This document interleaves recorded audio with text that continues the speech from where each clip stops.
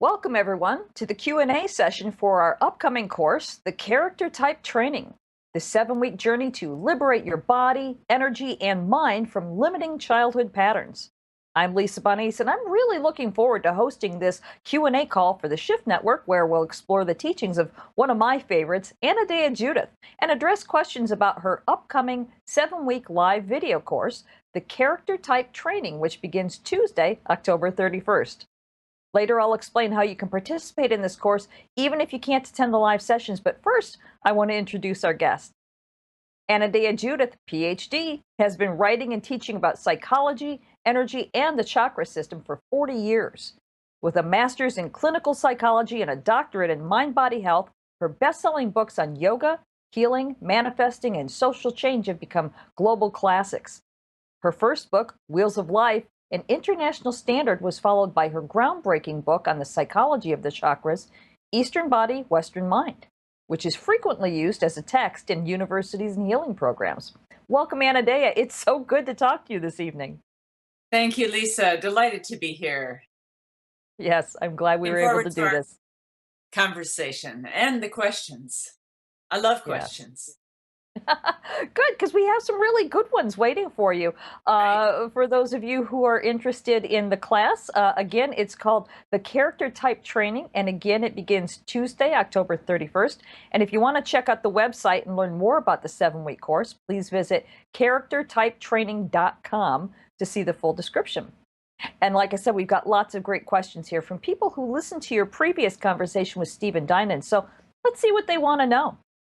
Our first question is from Mark. And Mark says, and I can relate to Mark, this says, what type would a procrastinator fall under? Your class sounds fascinating and I'd love to take it, but I'm afraid that even if I signed up, I'd never get around to listening to the classes or doing the homework. I really want to get myself together, but this pattern is stopping me from the successes in life that I know could be mine if I could just do what I know needs to be done. Oh, Mark, that's a great question, and I relate to it so much.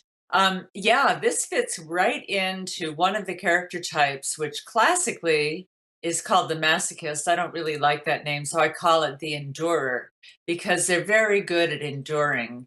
And they are loyal and they're steadfast and they're deep and they're caring and they're a wonderful character structure.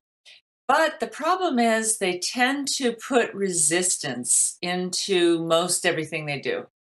And part of that is the wound of having had their autonomy robbed in some way or not having quite gotten to really be themselves or express their true selves. And so, in order to have that autonomy, they unconsciously put up a little resistance.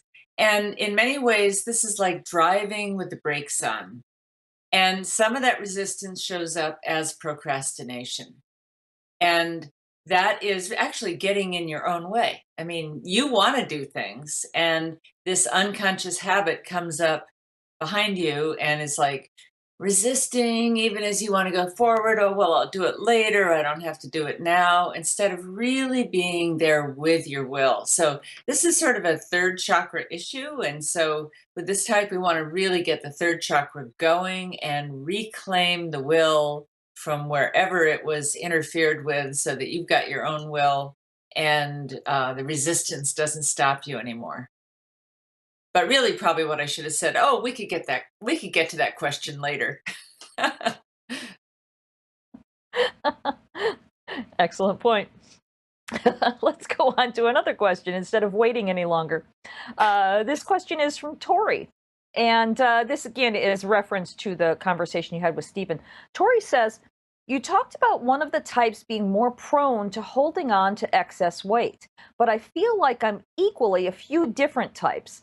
My weight has been such a struggle for so many years, and I really need to focus on this and drop some pounds. I feel bad even asking for help with this. I don't know if this, or I know this isn't a class specifically for weight loss, but I wonder if it can help me to do that and how. Absolutely. And this is a class that in many of the character types are typified by their type of body armor, whether they go really rigid and tense or whether they kind of get really tall and skinny and they go out of their body, or whether they put weight on. These are all forms of body armor. And the first thing we have to understand is that armor was put there for a reason once upon a time, or, over a period of years when you had a difficult situation. There's a couple different types that put on that kind of body armor. One is the oral character type, because orals just love to eat. They love the sensual pleasure of food, and they love being in their body and soft and flowy, and they don't want a lot of limitations. And the other one is actually the endurer, who thickens their body as a way to create more distance between the inner world and the outer world. So the inner world becomes even more private. Those are the two that tend to put on weight. Sometimes the schizoid structure I have seen put on a lot of weight because they're disconnected from their body, and it's as if their body is saying, oh no, you're not going to forget about me. I'm going to make myself really big so you really feel me and you feel grounded. So, yeah, understanding your type and understanding what the defense was that had you put that on in the first place is one of the keys to, if you ever do want to lose that weight. And this is why people go on diets and they follow them religiously, and maybe they lose 10 pounds or 20 pounds or whatever, and then they gain it back. Because if they haven't gotten at what's underneath, then they don't feel comfortable when they lose the weight. They feel uncomfortable, exposed, flighty, ungrounded. So we need to have other ways of grounding, of protecting yourself, of hanging on to yourself. And so, the other thing I say is that the body is a storage battery for charge, my word for the life force. And bigger bodies can store more charge than littler bodies, just like a truck can carry more goods than a bicycle. And sometimes, if we grew up in a situation where we had to hold a lot of charge in, like there was a lot coming at us and we weren't able to let it go, then we actually had to create a bigger body to contain it all. So I'm not sure which one of these situations fits you, but I'll bet one of them does somewhat, or a combination. The other thing you said, well, you feel yourself reflected in a few different character structures. That's actually very common. Most of us have a little bit of each one. We can relate to this, we can relate to that. And very few of us are all just exactly one thing. It's sort of like astrology. You have your moon and your rising and your sun sign, and you're not any one of those, and everybody's different. So we all have our own version. So hopefully maybe we can find something that'll work for you to understand that better in that kind of body armor. Thank you. Great question. I'm sure a lot of other people have that struggle, and I know I've struggled with it a lot in my life as well. Right. Well, between procrastinating and being unable to lose a few extra pounds, I think we can all relate to that one. I think so. Yeah, I'm glad that you addressed the idea that it's possible to be a little bit of each type, because we actually do have a few people asking if it's possible to be all types. And I know you touched on this with your conversation with Stephen, but I wonder if you can expand just a little bit about how you can be all 5 different types. Well, each one is a strategy that a child adopted at different levels of their development. So, for instance, a brand new baby, they can't use words as a strategy because they don't have language yet. They can't use, outer movement as a strategy to defend themselves because they don't have that much coordination or strength yet. So, what an infant does to defend themselves is going to be very different than what a 5-year-old does. Now, we all went through infancy and toddlerhood and our terrible twos and our threes and fours and fives and onward. So we all went through all those stages. And some of us got wounded in multiple stages. Some of us didn't. Some of us adapted this strategy and hey, that worked. And so then we adapted another strategy later and that worked. So we're going to keep that too. Because each one of the character types has a gift. They have a strategy that worked. If it works, we keep it. And so I actually look at someone that feels like they have a little bit of this and a little bit of that as being healthier in some ways. Not that I want to put a value judgment on any of it, but as being healthier than someone who can only respond in one way, who is so completely typecast as one of the character structures that they can't ever do anything else, then that person is needs to be more freed from their family conditioning than someone that has multiple approaches to life and sometimes uses this one and sometimes uses that one. So I think it's and when I've been teaching this for 20 years and people always ask that. And I myself felt that when I was studying it. And I'll say that, most every therapist I've worked with has typed me as a different character structure. So I've gotten to learn about all of them. Yeah, I had a similar experience when I was listening to your conversation with Stephen. I was like, wait a minute, I'm that one. I'm that one. Hey, and then you went ahead and explained that we all have a little bit of all of them in us. So yeah, good stuff. Let's go to a question here from Natalia. Natalia says, in the women of my family, there's always been the same pattern: not been able to speak our truth, cry very easily, and having to work hard for our money, difficult partner relationships, and even hard relationships between the members of the family. Can this pattern be changed? Well, I think all patterns can be changed. It depends on whether someone is willing to do what it takes to change the pattern. But first, the patterns have to be understood. And the children have, the brain has something that neuroscientists have discovered called mirror neurons. And that means that when a child is watching their mother do something, and whatever neurons are firing in the mother's brain while she's cooking or paring apples or something, those same neurons will fire in the child's brain just watching. So, this is a way that we unconsciously adopt our parents' behaviors, even when we don't want to. So, this is why things can often run in the family. Now, some of the things we get from our family, we're actually doing the opposite of, father was angry, so we decided not to be angry, or mother was quiet, so we decided to be boisterous. Sometimes that happens too. But we do adopt these patterns. And I would have to know a little bit more to know which type this fits into. But all of the types really, sometimes I like to call this, who do you think you are? Because we aren't really the types, we're the person underneath. And the types are like a suit of clothes that we put on, just that we forget that's a suit of clothes and we don't know how to take it off. So, what we really want to do is get out of our patterns and into essence.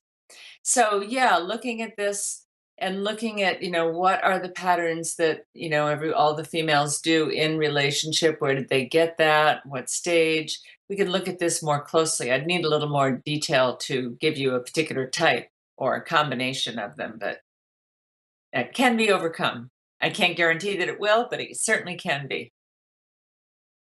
Okay, well, then let's go ahead and let me ask you about in the course. Let's just say that this person was in the course. What sort of interaction will you be having with the participants if they wanted to ask you this type of question and figure out what sort of type that they actually are? Well, in the course, people can actually pipe in and ask questions live. They can pop up on video, is my understanding. We can see each other. We can actually have a conversation. So I would be able to ask you a few more questions of how you feel about something, what happens in your body when you talk about something. That's a real key. Usually when we start to talk about an issue, we get the charge going in our body. We might feel a little quiver in our core or in our jaw, or we might, clamp up in our belly, or we might, start breathing deeper. Something usually happens in the body, and that's part of the way in. That's part of the way into the healing. We want to get through the armor into the essence of the self. So I will have the capacity to do a little bit of work with people. On the call so people can actually bring in some of their personal problems. I mean, that's part of the purpose of this training. And this is how we learn. As I work with one person, we learn about that type, we learn about those issues. Okay, terrific. That's exactly what I was asking is will they be able to interact with you? So that's perfect. Yeah. Let me ask you a question from Shelley here. Shelley wants to know, will you be teaching any techniques to release trauma from early childhood from the body? Well, yes and no. To really learn about trauma takes a little more than this 7-week course can do, unless I was spending the whole 7 weeks on trauma per se. But all of this deals with something called developmental trauma. And developmental trauma is where a child fails to get some kind of support or teaching or guidance or love or skill, something that, didn't go right in a particular phase of their development. And of course, we all go on from that phase anyway, whether we got all the cards dealt to us that we needed or not. So in terms of that, we will address that. And I will mention trauma, but I wouldn't say that this is a format that enables me to really adequately teach trauma. That needs to be a course all by itself. Okay. Good. Thank you for that answer. If you're just joining us, we're here with Anodea Judith learning about her upcoming course. That's called the Character Type Training, which begins on Tuesday, October 31st. And you can log on to charactertypetraining.com for all the details and to register. And so let's go ahead and get back to the questions here. Christine is looking for insight into the compensating oral character structure. She wants to know how and when it's developed and how to heal from that. Yeah, so the compensated oral has the wound of the oral character structure, which is basically someone who didn't get enough at a particular time. They didn't get enough love, they didn't get enough attention, they didn't get enough food, they didn't get enough support, or they had to take on more than they were capable of doing at a certain age. Like they had to take care of younger brothers and sisters or alcoholic parents. So that's the wound. And some people stay in that wound, and for lifelong, they're very needy. The compensated oral says, I'm not going to be needy. I don't like needy people. I'm not going to need anything from anybody. I'm going to be really self sufficient. And the compensated oral kind of pulls themselves up by their bootstraps and transcends and actually gets it together in life. The thing is, those oral needs underneath never really get dealt with. So underneath the compensation, there is still a needy child. And I say that without any judgment whatsoever, is just the case. There's still a child that was neglected and didn't get what he or she needed. And so what happens for the compensated oral, and I am one, so I know it well, is we go and go and go and we're strong. And then we just don't have the energy and we're a bit overcommitted. And then we collapse under the weight of what we've taken on. And, we do that for a while and then we get up and we go back out. And the healing is to really acknowledge the needs and be able to ask for them directly, be able to honor your own needs, be able to take time for yourself, be able to relax, allow yourself to kind of be in the oral wound a little bit more, but from an adult perspective that doesn't become a helpless, needy child, but an adult that says, I'm in touch with the fact that I need some space right now, or I've just gotten in touch with the fact that, I really need to bring this up, or I need to ask you to hold me, or I need to, so the adult can actually speak for the child's needs. If we're compensated, we don't even know we have the needs. And that's the problem. Then they come out sideways and ruin things. This is just fascinating stuff. I could talk to you about this for hours. Unfortunately, we don't have that much time. We do have time for a few more questions, but before we take those, I want to give a few details about the character type training course. This is going to be a really fascinating 7-week journey under Anodea's expert guidance, where you'll discover how to heal from your early family conditioning, reclaim your authentic self, and regain a sense of joy, aliveness, and excitement about life. And the 7-week course takes place on Tuesdays at 5 p.m. Pacific, starting Tuesday, October 31st, as I've mentioned. And if for any reason you can't join us live, that's fine. You won't miss the teachings. You'll receive audio and video recordings, transcripts, and all course handouts on your course homepage. And also, I'd like to remind you that we offer a no-risk money-back guarantee on our courses, giving a full 2 weeks until November 14th in this case to make sure that you absolutely love it.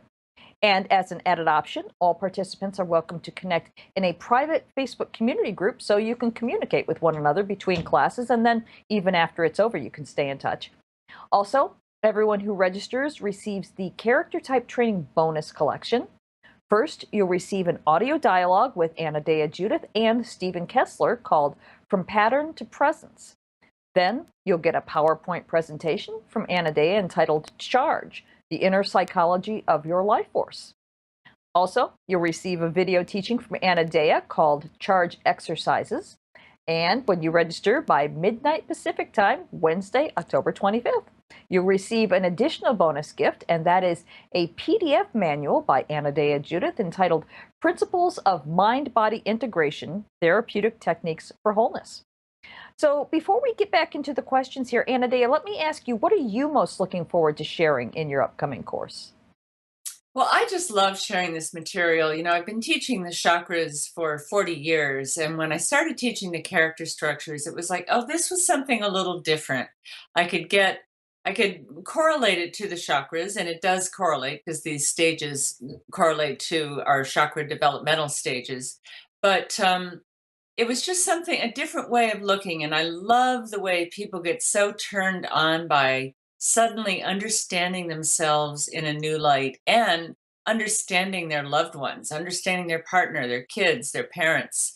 It makes everything make more sense. And as a diagnostic model, I trained as a therapist and I learned the DSM and all those diagnostic categories. I don't use those at all anymore. I just use this. I use my chakra diagnosis of excess and deficient chakras, which we will talk about in the course. And I use the character types. And then I'll see, so this person is a rigid with a schizoid underlay, or they're an oral compensated into challenger defender. It just helps me understand them and know exactly where to go. And I'm most excited to share this with people who actually do therapy. And it's a body oriented approach to therapy. It's not just in the mind. And through the charge exercises, we will learn physical exercises that move energy through the body. And bioenergetics is the study of the human personality through the energetic processes of the body. So it's said that moving the energy is what dissolves the blockages. And I just love the way people get turned on by it and figure themselves out. That's terrific. I love the way that you're combining both of these classes because your charge classes are fascinating. So I can't wait to see how you're going to combine these two. I've already signed up for the course. Looking forward to it. Yeah, it's always good stuff when Anodea is in charge. Let me go back to the questions here. This is a little intense. This is from Tommy. It's a female, Tommy, who says, I was raised in a home where we walked on eggshells, not knowing when my sister or I would set off my father. He bordered on violent temperament at times, but mostly emotional abuse. What type would this kind of treatment cause?